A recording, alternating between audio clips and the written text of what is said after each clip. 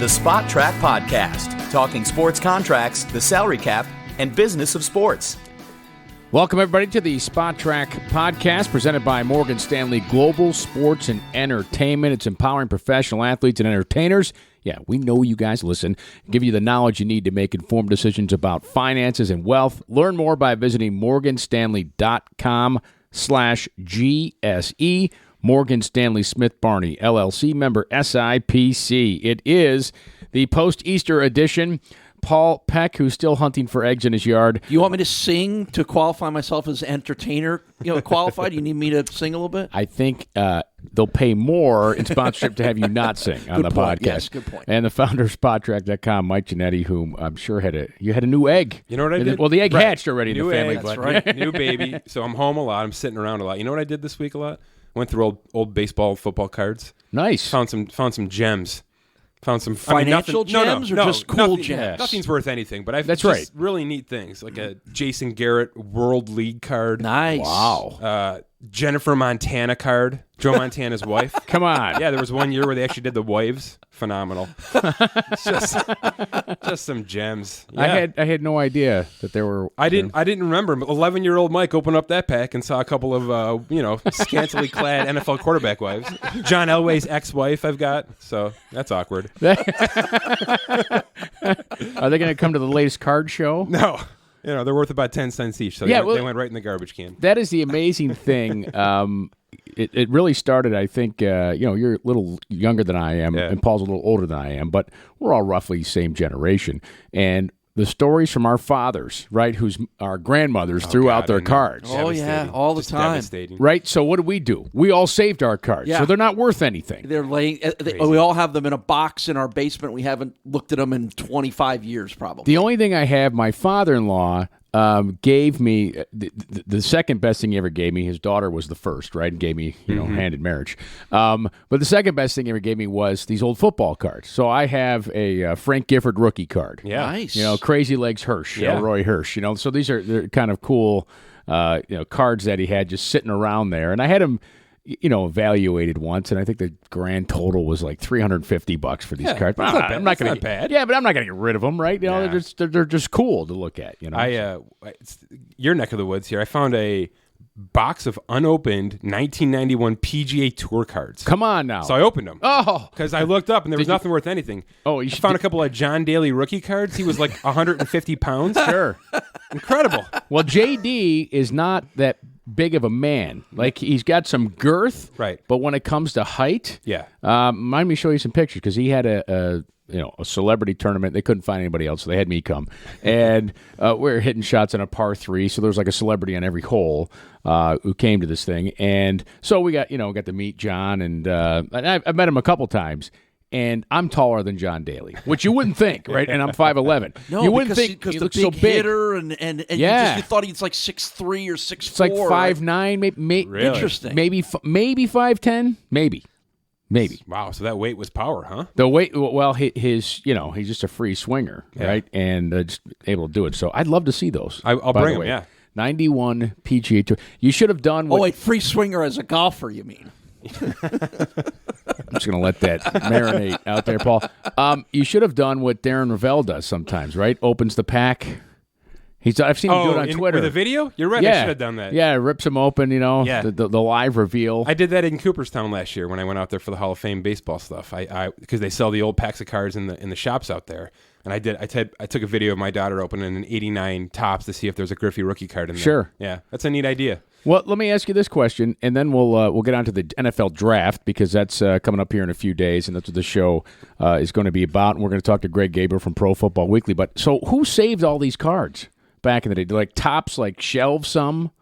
Like somebody have the foresight to say, look, we created these packs with the bubble gum in there. Let's or were save. They unsold? Maybe unsold. Has to be, right? Right? Yeah, you got to think unsold, right? And somebody had them in a storage shed somewhere or something like that. Yeah, I mean, I have some unopened sets from back in the day and things like that, but yeah, I couldn't believe I had packs of PGA cards like that. I don't know what I was thinking. You know what? This just is spawning an idea. Future show, we should have a card guy. Let's do it. Or something. Okay. If we could draft a set of cards, I'm not sure which card we draft, but in the first round, I'd probably go with tops overall. Yeah. Well, the one come we're a long most way. familiar with that. But, when you look at the NFL draft coming up on Thursday with the first round, it's now a 3-day extravaganza in the NFL.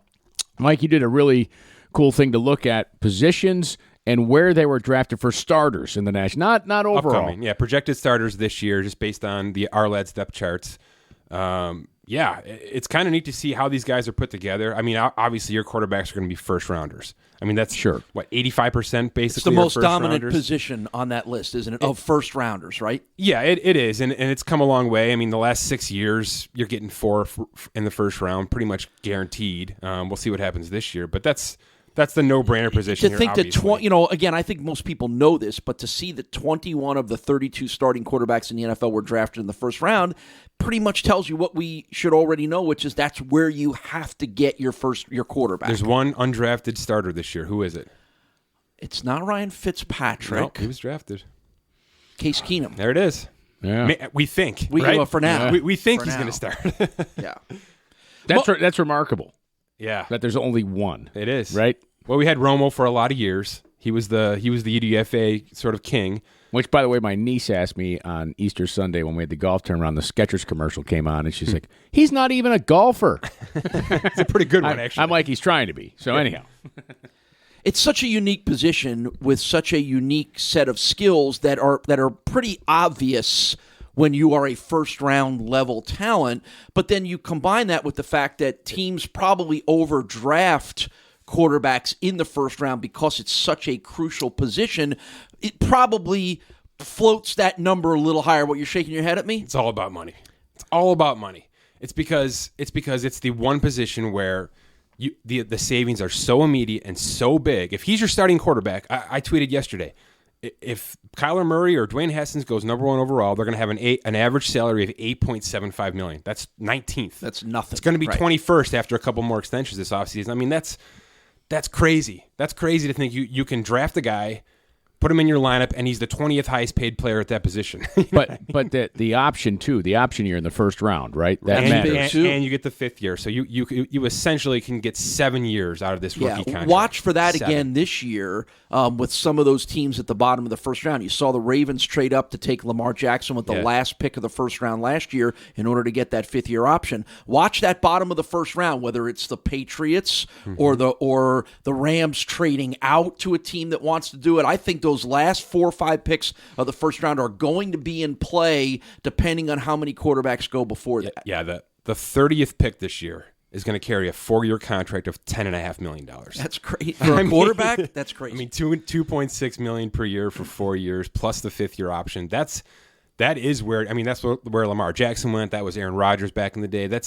You can get a starting quarterback there, and if you do, the value is unbelievable. Yeah, and it's also why very few quarterbacks get taken in the second round anymore because you jump in and do it for the 5th year. Jump in and do it. But Paul, to your point, there's been so much up and down with these quarterbacks this year. It's not a slam dunk. It's not a slam dunk that Murray goes 1. It's not a slam dunk that Haskins goes 10th. Right? It's very possible that the Drew Locks and the kid from Duke, right? Daniel Jones, yeah. It's possible those two are the better 2 quarterbacks, and they're taking 30th, 32nd. And those contracts are phenomenal values for those teams. Yeah, so no question. This is the year where you really got to watch the money. But if teams know that, trading down and taking the quarterback, right? If you can do it. If you can do it. The problem is there's probably a half dozen teams that are eyeing quarterbacks in that first round, maybe more than we thought originally. I mean, there's going to be a few teams, and we'll talk about it later.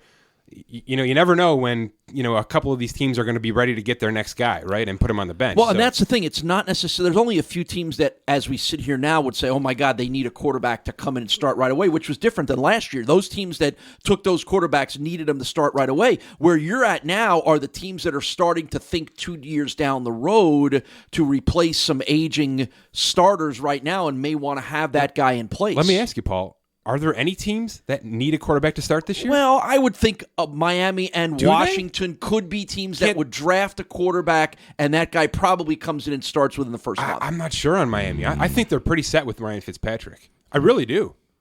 At least for this 1 year. I don't know that you should ever be set with Ryan Fitzpatrick. Let me put it this way. It's very similar to Josh Allen with the Bills. The rest of that roster is a mess. It's a mess right now. They're not ready. They're not built right now to be ready for the rookie quarterback.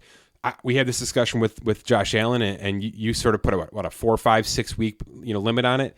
Maybe that's the case. And if I they think, get the right guy. it's different when you have a roster that's a mess versus a roster like look at Kansas City and what they did with Mahomes. That roster was in place, so you didn't need him to come in. Now quarterbacks are more ready to start than they ever have before. There's more pressure to start them before, and I think that's what you saw last year with Mayfield, Darnold, Allen, and Rosen. You might have wanted to sit them for a while, but ultimately they were the best quarterback that you had, and you played them right away. So if Miami takes a quarterback in the first round, he's going to start sometime within the first month of the season. There's no doubt in my mind. Well, there's but doubt. if a First good month? Well, yeah, I think so. I would say he might be from the beginning because he'll look better than Ryan Fitzpatrick in the preseason. No, I completely disagree. Okay. Only this, and I'm just looking at the history of Fitz here.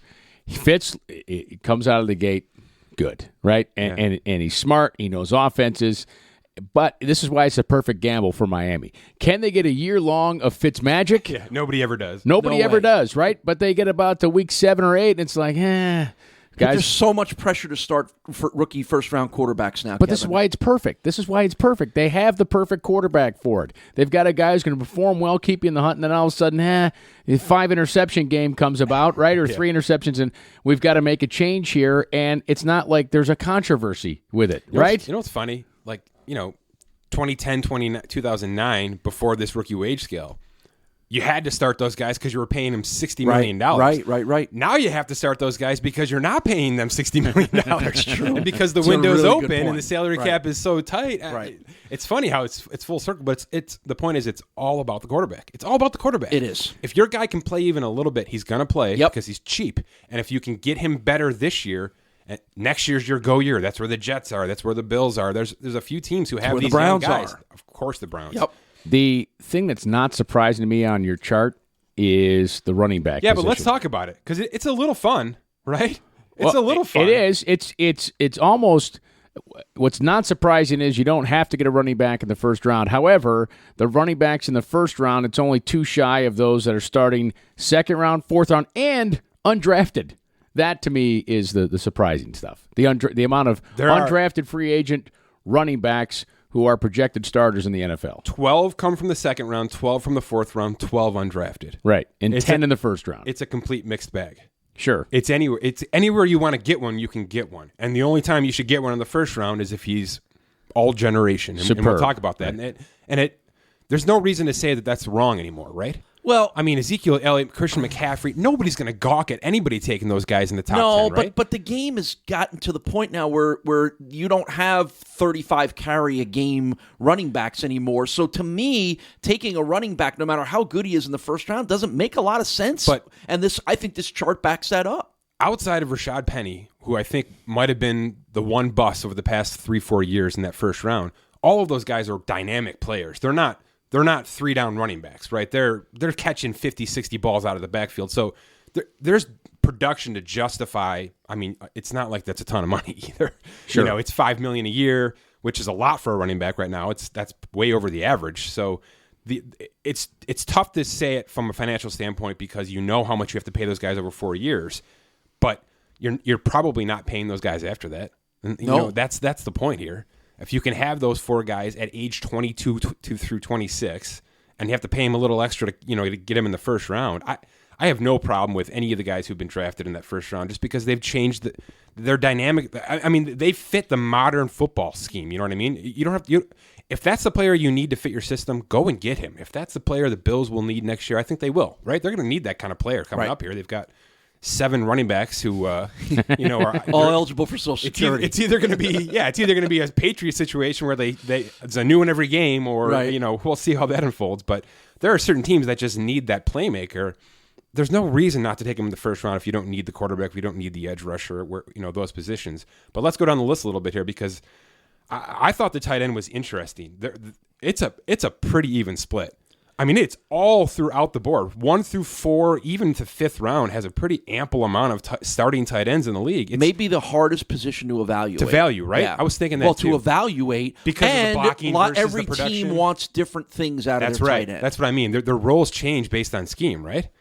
No question. Yeah. And again, tight end is there's subsets of the tight end position. You can get a receiving tight end who's basically a big wide receiver. Sure. You can get a blocking tight end who's basically a small tackle. You can try to find guys that are a little bit between both. That's why Hawkinson might be a top 10 pick this year. Just gonna ask because about him. people think he's the first guy within 5 years or so that is about a 60-40 receiver blocker split. Or you can get a Zach Ertz who's probably 70-30, 80-20 receiver to tight end, to blocker. So it's really hard to evaluate the position. Most colleges don't even use tight ends anymore. Right. So now you're projecting sometimes basketball players. Well, you got Gates, most notably, right? Jimmy Graham. Yep. And Manhurts from our area, Yeah. played at Canisius and worked his way up and plays for the Panthers. Carolina Panthers. Yep. So, you get that 6'6" guy who's got some build. It's all about to the him out red there. zone, right? I mean, essentially Pretty it's about much. the red zone, Pretty which much. makes a lot Yeah. of sense in this game because you can get downfield pretty quickly, but if you can't punch it in, you're not worth anything, right? Yeah, that's why Hawkinson's a really interesting story in this draft. How high does he go? Some people think he goes in the top 10. It wouldn't shock me, but there's very little. I think Aaron Ebron has been the only tight end draft in the top 10 in the last maybe 10 years. And where did O.J. Howard go? Was it later? Yeah, middle, Yeah, maybe let's say 15-ish, yeah, 17-ish, 16, right? something I was trying to think of the And of he the hasn't lived high-drafted. up to that hype He had a pretty either. good year. He had a Did pretty he? good year. He I think he's trending upward. And Ebron had a terrible first 4 years. Yes, and a and great found year. new legs in Indy. Right. So, but yeah. clearly did not worthy of a top 10 pick. So the team that takes Hawkinson is kind of sticking their neck That's out right. a little bit on this. That's right. O.J. Howard was 19th overall in 19, 2017. Right. That sounds about right. The receiver thing, overall, as you look at this chart, and if you're a draft fan, I can't tell you to. I'm gonna enough. publish this. Go on this. Go to Spot Track and look at this chart. I'm gonna publish this. Clearly, the overriding thing is that you get starters in the NFL in the first 3 rounds of the draft. The numbers back that up at almost every position. So everybody loves the 5th round, 7th round, 6th round stories, but there are very few of them that really happen. The one thing that jumped out at me, wide receiver is equal 24 in the first round, 24 in the second, but 32 undrafted. What's that story, Mike? It's a good question. I just think people are waiting. Honestly, I think it's a waiting game. I think you know where you get your top receiver, right?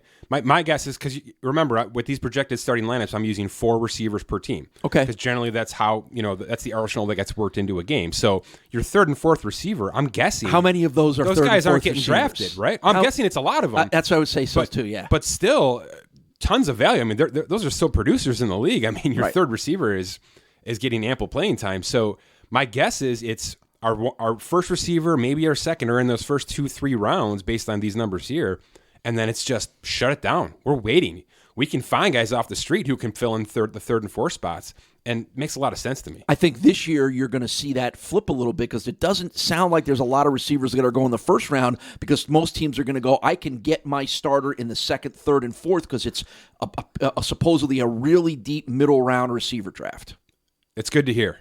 It's good to hear because there's been some bad drafts for receivers over the past 3 years. Really. I mean, really bad drafts. Guys who have not panned out.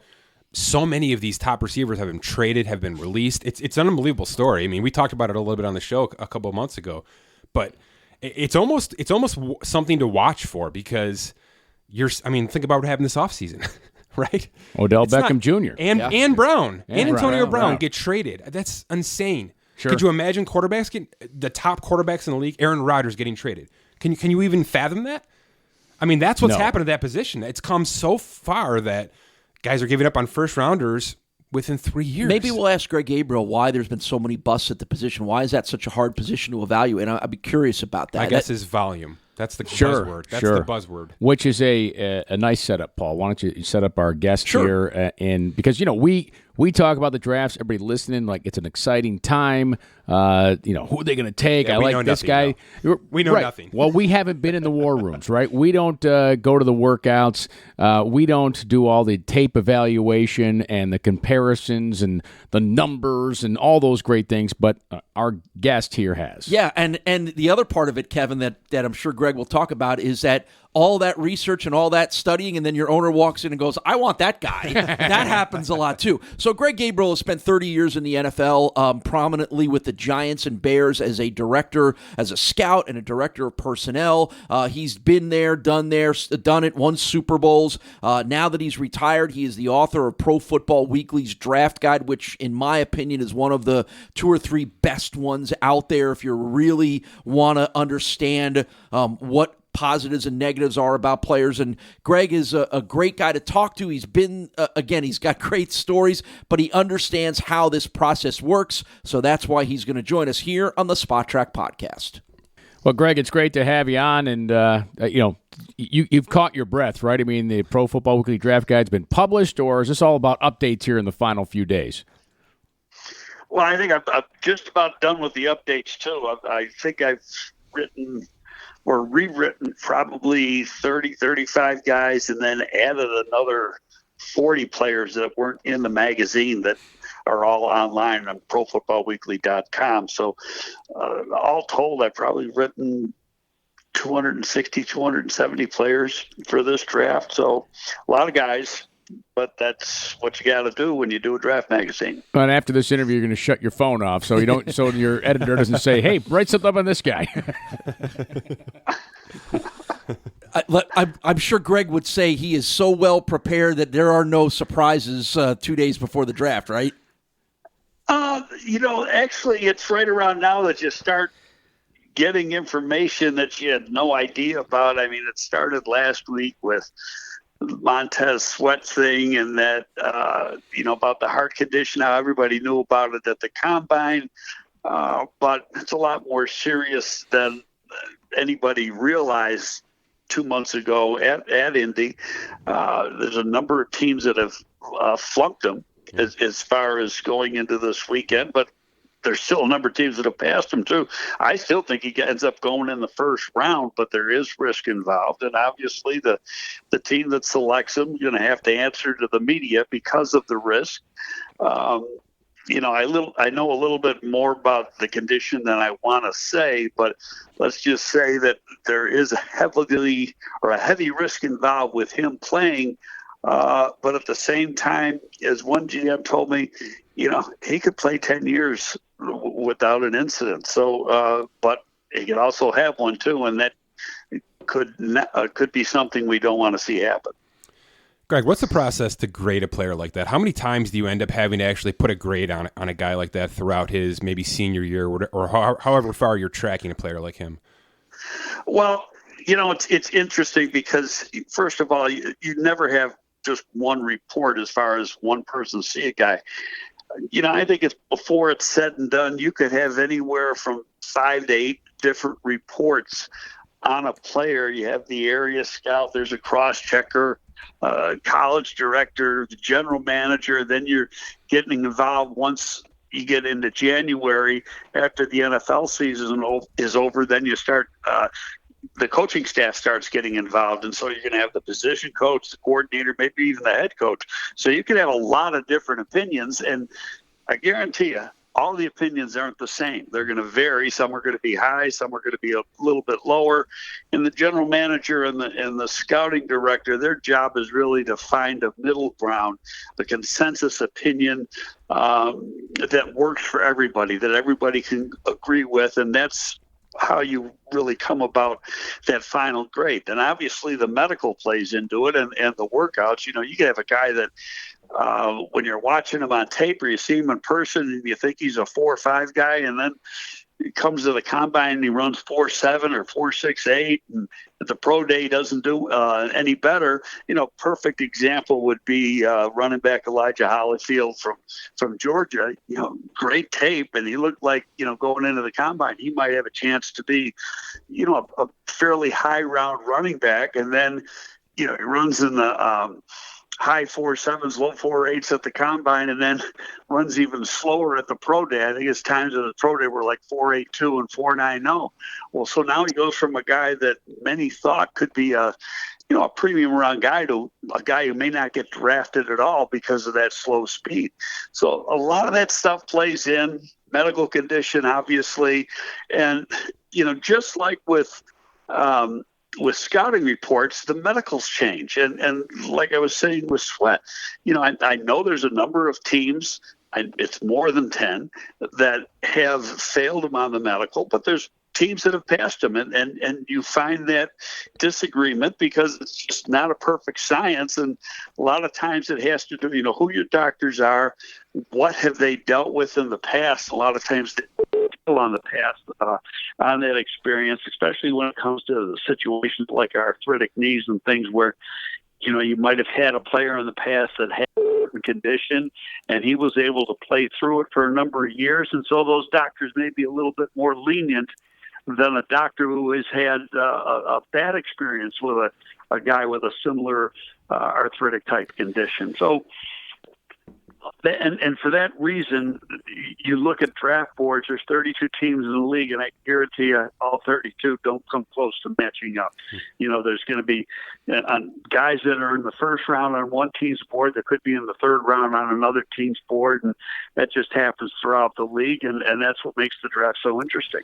Greg, we want to have you take us through a little bit of how this whole process works. But before we get to that, and it's a little bit tied to that question, is the news that came out of Oakland earlier this week kind of gave people a little bit of an insight, or maybe they've started to learn how the dynamic works between the scouts and the front office and the general manager. What was your reaction to the wording, to the news that John Gruden and Mike Mayock sent all their scouts home basically and told them not to come back? And beyond that, what does that explain to you about how this process really works this time of year?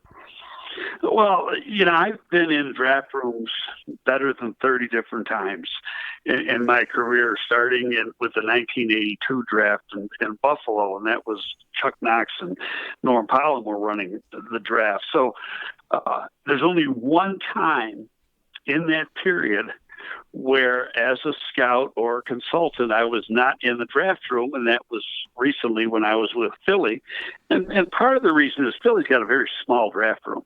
And so when you try to put in all the scouts, the player personnel director, the head coach, the owner, etc., some medical people, there's just not enough room. So you got to limit it. And so there's probably only 4 people from the personnel department outside of the general manager who are in the draft room for the time of the draft, but at the same time, the scouts are literally in a room next door.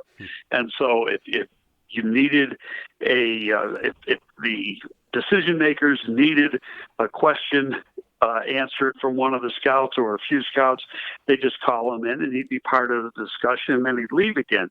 But the scout itself wasn't part of that final decision-making process. Now, in saying that, most of the decisions as far as how the board is set and the scout's opinion, that's all part of the meetings leading up to the draft. And most of those meetings were probably over going into this past Easter weekend. Might have carried over till yesterday or today, but for the most part, I'm going to say teams had their board set probably by last Friday. And then it's getting, for the first part of this week, you're more or less getting into strategy and what are we going to exactly do in the draft? We think we're going to be looking at this player, and this player in the first round. Let's prioritize how we want to take these players, and then in case there's a surprise that comes up, you got to be prepared for that. So that's what you're doing this week, and you're also making calls as far as trading up, trading down, just letting teams know. So to get back to the Oakland thing, the information that those scouts have, that they've given that their reports, their feelings about certain players in those meetings for the 2 weeks they were in Oakland, leading up till Friday when they were sent home for the Easter weekend and then told not to come back. That part sucks because you want to be part of the process itself and be part of the draft. I think I understand why Oakland did it. I think, you've got a new general manager, never been in a draft room before in his life. and I think he's worried about security. That's generally speaking, and you guys have seen it, especially recently in Buffalo, where, Brandon Beane came in for Doug Whaley as the general manager. There are a lot of changes made with the scouting staff. In the Bills' case, they made the changes right after the draft. In this case, I think just from the security standpoint, the Raiders just said, "Hey, it's just going to be Gruden and Mayock in the draft room as far as the decision makers on the picks, plus a couple other guys." And they know where these scouts are. If they need a question answered, they can pick up the phone and call them. But I kind of get it. I don't like it. I'll tell you where it's going to hurt them. It's not going to mean much of anything first three, maybe even into the fourth round. It's when you get into the last 3 rounds of the draft, you don't spend as much time on those players as you do the premium round guys. And there's going to be some stuff you may need to know about some of these players, and your scouts aren't there. And then immediately after the draft, the road scouts, they make relationships or have relationships with these players. They're talking to them at the All-Star games. They're talking to them at the Combine. They know these kids. Sometimes there's a very close relationship between a player and a scout. And that helps with the recruiting process of getting the undrafted free agent signed. And generally speaking, undrafted free agents are signed within 2 to 3 hours after the draft. And the scouts are heavily involved in that. Well, with the Raiders, that's not going to be the case. So I think trying to get guys that are quality guys after the draft could be a difficult task for the Raiders this year because scouts aren't there. So Greg, if I understand it correctly, scouts' contracts, it's not unusual for scouts to be let go or change teams after the draft, because isn't the contracts, do they expire May 1st or they go through draft? But to have it happen right before the draft, that's unusual. Now, these guys are still getting paid. Generally speaking, scout contracts are May 1st or June 1st, so the following year. I've never had less than a 2-year deal. For the most part, I had 3-year deals in my career. And at that time, originally, they went May 1st to May 1st to May 1st. So coaches' contracts, on the other hand, usually end on February 1st because of the cycle of the season. The season's over, you're going to make a change, and so why have the guy under contract? But I just think, from a contractual standpoint, it doesn't really make a difference to the Raiders because they probably will have a lot of changes. It's just, the way it was set up, the way it was written, the way it was told to the media and to the public, I think that left a sour taste in a lot of people's mouths because of how it came about. I think, again, not to belabor this point because we want to ask you about a couple other things, but I think the easy assumption is that they're going to get rid of a lot of these scouts and they're going to turn over their scouting department with a new GM, and maybe Gruden and Mayock are like, well, we're getting rid of these guys anyway. They don't need to know any more than what they already know. Is that a little bit of this too? Well, yeah, a lot of it is. I think that they just want to make sure that I'm going to say this, that the scouts, even though they had their input when they were talking about the players in Oakland, I'm saying this is Oakland, not everybody else, that they don't have any idea what that board looks like. My suspicion is that it was after the scouts were dismissed or sent home on Friday that Gruden and Mayock then put the board together as far as who lines up where in the first round, second round, third round, etc., and how they prioritize players. That was done after the scouts were gone. So, I think from a security standpoint, the Raiders and Mayock, especially because it is his first go around with the draft, that he just didn't want to take the chance of anybody leaking any information. And then you look at it from this side. Mike was a analyst for 15 years for the NFL Network, and he got a lot of information, talks to people around the league.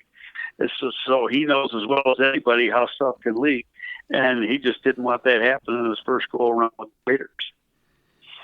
take us through the process a little bit, as Mike asked you about. So the season ends, December start. December college football ends, bowl games. So once the football is done, how does this process get you to the point where that board is stacked in order and graded and ready to go for Thursday?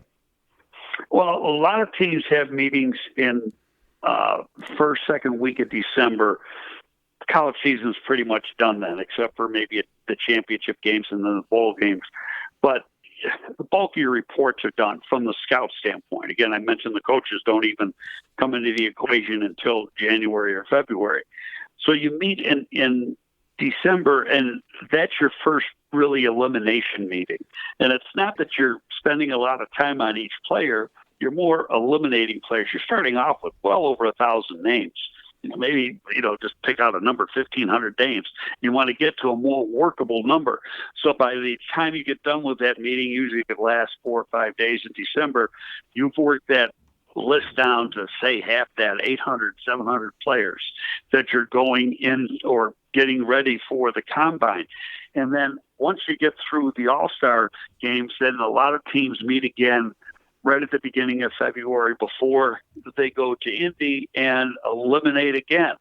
So you're down to a very workable number as far as who you're watching at the combine. Don't forget, there's only 335 players go to the combine. So you have a real workable number for the scouts, the coaches, the decision makers to look at through the rest of the spring, and who to concentrate on at pro days, private workouts, etc. And so now by the time you get to the draft, the number you may be working with a lot of clubs, I'm not saying all clubs, your draft board may be 100, 125 names. And you're going to get your draft out of those names from round 1 through round 7, and maybe even some undrafted free agents. Now, it's not your best 100 players. It's the 100 players that you like throughout the process of the draft or throughout the course of the draft. So at all different levels of grades, being first-round grade to seventh-round grade. Greg, how many mock drafts are done by teams? Fans love to do it, right? Media loves to do it. And, do you guys do mock drafts, and do scouts take different teams? So there's an independent thought process in whom they want to take and for needs and such. Kevin, I'm sure there are some teams that do it, and every draft room I've ever been in, never did it once. It's more or less, you do your research and you're anticipating, the players that you like. And so you're anticipating that, okay, who is going to be there? Who's going to get selected? It's like, you can't control where they go. So, at least in my opinion, doing a mock draft as far as, okay, Joe Schmo goes to the Oakland Raiders. Well, who cares? Is he gone? It's more or less, who's going to be there versus who isn't going to be there. And so, at least in the drafts I've been involved in, it's more about trying to figure out what players you're going to be looking at each time you're up to bat during the draft. So what I've always been involved in, especially my 9 years as a college director, is we had a grouping of players for every round that we liked. So, in a perfect world, in the first round, we're looking at, say, 4 or 5 different players, and we prioritize those 4 or 5 players. Then you do the same thing in the second round, same thing in the third round, same thing in the fourth round. So, and then you try to put together packages. And so, in other words, if we take a running back in the first round and we got these things, okay, this is who we think is going to be that we're going to be looking at in the second round, how are we going to prioritize these players? Okay, this is the guy we'd want first. This is the guy we'd want second, given that they're all there. Now, then surprises happen. And you're not going to know the surprises until you actually get to draft day. And there's going to be, a guy that you thought was going to be taken fairly high, all of a sudden is dropping for whatever reason. You might even start making some calls, because let's say you have a guy go back to the say we're in the second round and you're picking in the later part of the second round, and there's a player you had a late first round or an early second round grade on, and now you're in the middle of the second round and he's still there. Why hasn't somebody taken this guy? So you might start making some phone calls just to say, where did we miss on something? So there's a character issue that we didn't know about. Try to find out about that, or maybe it's a medical issue. Because, like I said before, teams look at the medical, differently from team to team, and then you got to start discussing the guy. You've already talked about the guys that you like, that you prioritized a number of times. It's a guy that's there as a surprise. You got to start talking about him because he could enter the equation when it's your turn to pick, and you want to make sure you have all the right information. So a lot of that stuff is what happens on draft day itself, because you got to be prepared for all scenarios. Greg, that's exactly why I can't believe a team like the Raiders, or maybe more of these teams, aren't going to have a person like you in that war room. That we've seen so much chaos in these drafts over the past 5 years, right? I mean, multiple top 10 trades. I mean, trades all over the place. Not to mention guys that you're mentioning who dropped for some reason. Something was posted on Twitter 18 years ago, or whatever it is, right? But just the randomness of the draft, I cannot believe that they're not going to have somebody who's quick to be able to figure out why, when, and how, right? Well, again, you're only going to draft as well as you prepared for the draft, and you're spending a lot of time, spending months preparing for it, getting information, and all that stuff should be right in front of you in a notebook on each player. As far as history, injury situation, character, all that. So you discussed all these players. Again, when you get to the draft, and I'll put it this way. During the weeks leading up, it's like practice for a game on Sunday. You're preparing a game plan. You're practicing for the game. And it's on Sunday, you execute the game plan, play the game. Well, that's the same with the draft. You execute the plan. But you have to be prepared for surprises. And when you're not, that's when you get hurt. And so the more prep work that you do, the more prepared you are in case there is a surprise, somebody falling or whatever. And you got, and I wrote an article in Pro Football Weekly. I don't know if you guys saw it a couple of weeks ago about the 1996 draft when I was with the Giants, and we had the 5th pick. We thought for sure we'd get one of our top 4 players, and we weren't prepared if those guys went 1, 2, 3, 4. Well, they went 1, 2, 3, 4, and we were caught with our pants down basically, and really ended up with a dud player. And that taught me more than anything else about being prepared for the worst case scenario. So the entire time I was in Chicago, that's what we talked about. What are we going to do if all our guys are gone? And that's when the trades start coming in. Okay, you've got to be prepared to trade down or maybe trade up. Well, you don't do that on draft day, those preparations. You do it as you're leading up. These calls are being made today. They're being made yesterday. And you're calling up, certain things. Hey, we have a feeling the guy we like isn't going to be there. We may want to move down. Just want to let you know, and just in case you're looking to move on, type of thing. You might call a half a dozen teams and let them know that. And so that once the draft starts, you've already let people know that you are willing to move, and I can guarantee you that the phone's going to light up as you're getting closer to your pick. It happens all the time. Good stuff, Greg. Really cool insight, and I think it's going to give everybody a neat perspective when they watch the draft starting on Thursday. Pro Football Weekly Draft Guide available online and really, like we said, in our opinion, one of the best places for information on all the players. And if you happen to be in the Chicago area, I know you're doing a little bit of radio over the weekend as well, too. Tell everybody about that. Yeah, we're going to be doing the first round. This could be myself, Hub Arkush from Pro Football Weekly, Dan Pompey from The Athletic, and Patrick Manley, who was a former Bear, longtime Bear. We're going to be doing the entire first round from the studios. Nothing on our station, WSCR, also has the Cubs. Cubs game is Friday night, so we're not covering day 2 of the draft. But day 3, we're also covering the draft from there's a draft party at Soldier Field till, I think, 2:30 or 3, and then and Pompey and Hubbard-Fish and Manley are going to be at that.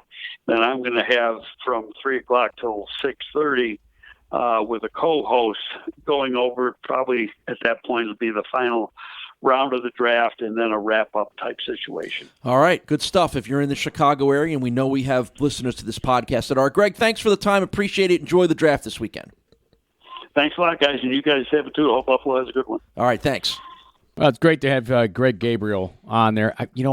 I love Paul and I have talked to him a bunch of times. Did a lot of work with BuffaloSportsPage.com, and he'd be like, "Well, I know a little bit more than I want to say." Yeah, it's like he knows everything, man. He's got a good network of people, and when he dropped that very subtly, there are GMs in the league that he can call up and find out, info on guys. What are they thinking? He's got a really good network of people. I would love to. I wanted to ask him, but he went into a different direction. But so the scouts are in one room. Hey, Bobby, come on over here. Oh, Bobby's getting called in. Bobby goes in. Hey, what'd they ask you? What are they doing? They're FaceTiming on a computer. I think that's changed in the league, because I think it used to be those guys were right there and their opinion was valued, and now because people are so paranoid and worried about their jobs that they're closing the ranks, and I think that's what the Raiders thing is. Again, regardless of the fact that they're likely going to fire all those scouts, most teams in the league keep that draft board under wraps. You have to have a passcode to get in the room. The things are covered, and it's the owner and it's the GM. It's like there's 4 people in the room. I got to tell you, I would not do a passcode. I would do a secret knock. I mean, come on, let's have some fun with it. What's the password? I'm going to try to have somebody on next week to sort of recap some of this process, but I have to imagine that this day and age, with all the Twitter mess and everything out there, right? I have to imagine that the chaos just sort of unfolds. Right? Like I know Greg sort of alluded to the fact that teams reach out early and they sort of have a handle on things a little bit. I think it's the best teams that don't let the chaos That's what happen. I mean. Like, do you think teams really knew the Chiefs were going up there to get Patrick Mahomes? No.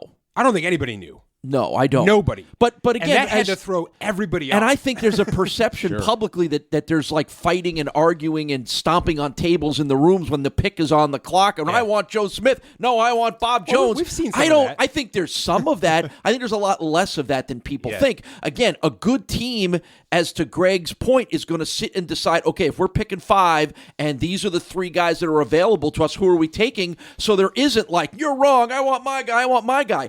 That's what good, smart teams do. Now, you can only anticipate so many different things, but a good team should never have more than 4 or 5 players available to be picked when their selection is up that meet all of their criteria. I just wonder. I wonder if there's one guy. I liked your mock draft question. I wonder if there's one guy, leading up to this process, that is just focusing on the teams around them. Sure. Right? Like if I'm Oakland, I've got the Jets in front of me, right? Like what are the Jets? What's the Jets board looking like? Does somebody just project that out so that they can sort of, guesstimate what's going to happen, or who might trade out? What's the percentage rate of them trading out? That's got to happen these days, right? Yeah, analytics are everywhere. You'd think it has to happen, but I also understand Greg's answer in that we're focusing Worry on about yourself. What we believe is going to be available here. I Our can't best imagine players. Bill Belichick is wondering what the Bills are doing. Right. Only a bad team. Team would get to their pick and go, "Oh my God, all the guys we like are gone. Who do we take?" Like only a bad team would allow that to happen. Crazy. And if it did happen, then you've got things in place to get out of there. So again, if there's 6 guys that you like and you're picking 8th and all 6 are gone, then you better have laid the groundwork to go, well, we're not going to take our 15th player at number 6. So again, that's what the smart teams that draft well don't ever get caught like that. Do you know what? Do you know what I wish the NFL would do? I wish they'd do the draft like the NHL does the draft. There are few things the NHL does that I think every sport should copy. Okay? Very few things. Is that a shot? Sure. But there are some things the NHL does well, and one of them is the draft. And why is that? Because every team has a table, the general manager's there, the owner's there, the director of scouting's there, the head coach is at the table, and the best thing ever at the NHL draft, I've covered a couple of them, where the hour before, like when the teams come in, is the best hour in the NHL in the entire season, better than the Stanley Cup. Sorry, it just is. Like Wall Street? Who's talking to who? Yes! And so the first time I went was in Ottawa. It was the year the Sabres drafted the two Tylers, right? Myers and Ennis. But they had a bicycle gate, if you will. Half the arena was the floor. The other half was some fans and media spots. The media were on risers. And you went on the media. It was like an autograph line for kids, right, at a golf tournament trying to get Tiger Woods to sign your flag. But you just waited there, and you're calling GMs over, and they come over to interview. But, they pull you away, and Brian Burke's talking to this guy over here. It was awesome. And it's all visible in public. All visible in public. It's awesome. Best. And then during the draft, like you'll see a GM, during a commercial break, they're over talking. You're like, oh, they're talking a trade or whatever, right? They could be just talking about, hey, where are we going for dinner after the draft? But it's just intriguing. Whereas in the NFL, they're all at their home. Right, they're all at their home stadiums in their It's usually war an rooms. Equipment guy that's at the draft Right, site. Yeah, you had Hojo or Woody there. Yeah. I love those guys, but I'm just saying they'd be there with the phone to call the pick in. Yeah. I think it would be better if you had the teams right there at tables. Yeah, the coagulation's awesome. Yes, yeah, and then you can see the the posturing, visibly upset with things. It's too paranoid of a league for that ever to happen. Ever. Yeah, but because one of the other great things is when a player's drafted in the NHL in the first round, they go up on stage and the general manager, they're there taking a picture, celebrating this pick. You have this artificial hug between the commissioner and the player, which is so. I'm sorry. Yeah, we're done with those. Yeah, days. we had. Come on. Yeah. The guy that drafted him should be there, right? Yeah, shaking his hand. The head coach. Hey, we're looking forward to quarterback. Right? Yeah, somebody. I think the NFL's missing that, in my opinion. I like it. All right, let's talk about a team who might be really interesting in the next year or two draft wise. Okay, who do you got? Interesting. It's a good team, and it's a good team that is posturing about their current quarterback, and I think we can understand that, right? The Rams. Are we Jared Goff people in this room? What do we think? I like him. You do? I do. Do you love him? Do you like him? Do you like him $32 million a year? Well, unfortunately, if you're a good to above average starting quarterback in the NFL, you're $32 million a year. Do I think he's a top 5 guy in this league? No. Could he be? But no. So to answer your question, I don't love him, but if that's you got to pay him. That's where the worlds interconnect between what you do and what we do. Is that it doesn't matter how good he is if he's good enough to be your starting quarterback. This is what you have to pay him. All right, I'm going to answer this question after I tell you about Dynasty Owner. Okay? Yeah. Speaking of drafting quarterbacks. Yes, because we're talking about drafting and we're talking about salary caps because it all relates to the Rams here. I want to tell you about Dynasty Owner. It's the first Dynasty salary cap fantasy sports game where not only you play week to week, but you can contract salaries. You get the roster power of both year coach, to year on this. It general rolls manager. over. So Jared Goff might not be a great pick in this Dynasty Owner right now. That's right. And you acquire draft picks or Dynasty dollars, which is the virtual currency used in the game. You can rack these dollars up. You can go all in this year if you want. Here's the other cool thing about it. With your roster, don't worry about, I'm sitting this receiver. Don't worry about that because the percentage of your bench is earned in points performance that week because you build a dynasty with your deep bench. So it also allows you to go over the salary cap. If you want to go all in the year, you can. There will be a luxury tax fine. This is cool. This is new. You do it with actual contracts and valuations to combine for the long term. So stop playing fantasy sports. Own it. Go to dynastyowner.com. Sign up for the 2019 beta draft. All right, my answer to Jared Goff. Yes. Can I wait till after the season to make a decision? I'm pretty sure that's what they're thinking. Okay, too. all right. Because is. The jury's out for me on him. Okay. I think he's good, but I don't know if he's great, to Paul's point. Let me put it this way. I don't think the Rams system is ever going to allow him to be a top 5 quarterback, right? Not the way they run the ball. Not the way they do everything. Sure, right. I mean, they're turning dink and dunk. They've got Brandon Cooks to get downfield. I don't know if that lasts. They didn't use that late in the season, really. I mean, he was a non-factor really late in the season. But who's the receiver that blew out his knee there? Cooper Kupp. Yeah. Cooper. They were different after. They were injury, really right. But He he's their slot the guy. Julian Edelman guy. I mean, he's the short 6 to 8 yard pass guy. That's Jared Goff's game. That's what he's improved on. That's modern football, right? So the point of having this conversation is if they don't think that he's going to be an elite guy that's going to need to put up 350 yards every game, that's going to be, he's not going to have the numbers that promote him to this $30 million plus per year contract, but he's going to want it, right? He's going to want it because he's next man up. Russell Wilson was next. That's just where we're going. You're dead on. Here's the word I'm thinking of, disposable. I believe that they think they can run a system where the quarterback can be disposable. Interesting. And I believe that they will make an effort in the draft, if not this year, next year, to bring their next man in. And if it's not somebody they think they can drop into the system and go, then maybe Goff gets a franchise tag. Maybe gets 2 franchise tags. I don't think he ever gets that big contract, that Wilson contract. And my thinking, my concern, I'm not sure if I'm concerned. I'm concerned for the rest of the league, I think. But if the Rams can make this work, then teams will try to latch on, right? I mean, this will be the new precedent. The most expensive position becomes disposable. You can rebuild the quarterback on the fly with your current system, right? And just keep on going and plug and play certain, if you can plug and play that slot receiver, if you can plug and play that left tackle. We've certainly seen the Patriots do this. Yep. With everything but the quarterback. Yeah, okay. As we wrap up here, Kevin, a couple quick hits for Mike here on a few of the really cool research that he's done as it relates to the draft. You had a pretty cool stat about quarterback, and while we're talking about quarterbacks, teams trading up for quarterbacks in the draft. Sure. Yeah, I mean, there's been a lot of movement the past, 3 years, right? 9 of them? Is that what we're talking about? Yep. How many players have been traded up for, current contracts, current quarterbacks? I believe it's 9. 9 quarterbacks in the last 3 years, right, for projected starters. So it's not about just getting your guy. It's about going to get him, right? I mean, obviously the Browns didn't have to do that because they were historically bad for 2 seasons, so they earned themselves Baker Mayfield number 1 overall. We're going to see what happens this year with the number 1 pick. But I think especially this year where you've got some middling teams who might be drafting a quarterback, we don't even really know who's going to take a quarterback. Are the Giants, are the Dolphins, are some of those later teams. But if they do, moving up for the quarterback just is the way to go now. You just do it. You trade up for Josh Allen got moved up for. Josh Rosen got moved up for. Sam Darnold moved way up for. It's just something you do now. Mahomes got moved up for. Goff got moved up for. Wentz got moved up for. Everybody. All these young kids we've been talking about for all these weeks now. The teams didn't sit back and let them come. They decided that our later draft assets are worth going to get this guy. This is the most important position in football. And let me end with this. Is a starting quarterback a decent one? All these guys are if average or better, right? That we've mentioned already. Even Trubisky.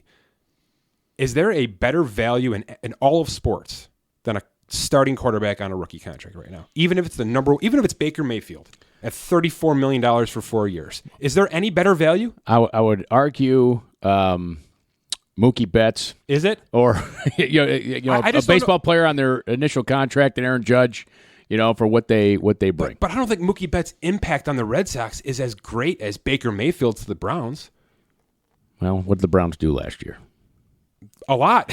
You're talking about the most 8 more wins. You're talking about the most important We'll position see what it in all goes this year. sports. Is it? I think so. It is now, Well, right? quarterback. It is all now, right? sports. I mean, it's not the hockey There is goaltender no anymore. other sport that relies so much on one position to determine whether a team is going to be great or not. Can't argue with that. There's no that is baseball correct. position that comes even close So anymore. if you can That's right. get one of them at a well below market rate and he provides you an above market results, then to your point, I think you're right. All right, here's my we close with this. Some advice for those who are drafted. If you don't have an advisor lined up already, call our friends at Morgan Stanley, okay? If you've got millions of dollars and you're trying to manage it yourself. Yeah, you're wrong. If you've got Uncle Larry doing it, Right. Wrong. You're going to be on a 30 for 30 in 8 years. Even if you don't have an Uncle Larry, any uncle doing it, wrong unless he's a financial advisor. Yeah, or Uncle Sam will eventually be the one that you're spending a lot of time with. Bingo. Morgan Stanley Global Sports and Entertainment. Listen, check them out. Learn more. MorganStanley.com/GSE to see how they can help you. Morgan Stanley Smith Barney, LLC member, SIPC. Should be a fun week. A lot of great content coming up here as things move. But don't forget, trades are going to happen in the draft. Mike will have all those contracts. Maybe today or tomorrow, right? It could be happening, yes. I think teams are waiting now. It seems to me like there's less trades announced or made public until draft day. Well, sure, but The they're networks made. want that. The That's right. networks It's a want TV that. show, Yeah. right? Right. We have a trade. Right.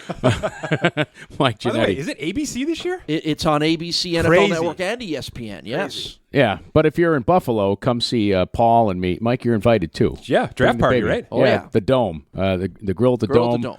in Tonawanda. We're going to be there. Yeah, we have a little Q&A before 6:30, and then the show starts at 7:30. We'll have it live on Facebook, Buffalo Cool, Sports Page, buffalosportspage.com. Mike Giannetti from SpotTrack.com, Paul Peck. I'm Kevin Sylvester. Enjoy the NFL Draft.